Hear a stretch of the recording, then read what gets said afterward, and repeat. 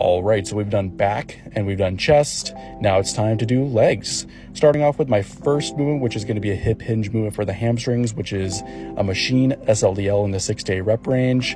Now, you could do a barbell or even a dumbbell if you wanted to. I just prefer using a machine because I can really train my hamstrings closer to failure. Next up, we have a pendulum squat without back support, also again in the 6 to 8 rep range.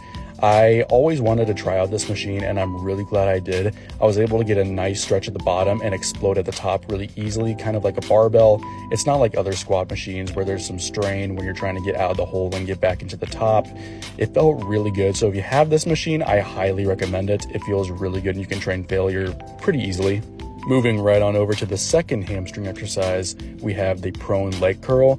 I like to do 2 exercises for my hamstring to really work both hip extension and knee flexion, which are the 2 functions of the hamstrings in the first place.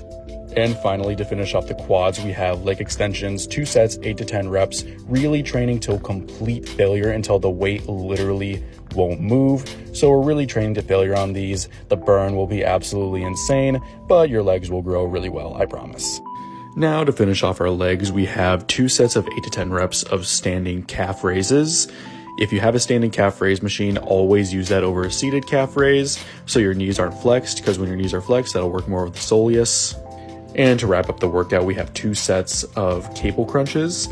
Any sort of crunching movement will be the best movement you can do for your abs because they take your hips out of the movement. Anything else like sit-ups or hanging leg raises will be a very heavy hip-related movement and will actually increase chances of injury, but crunches perform what the abdominal muscles are supposed to do, which is flexing your spine.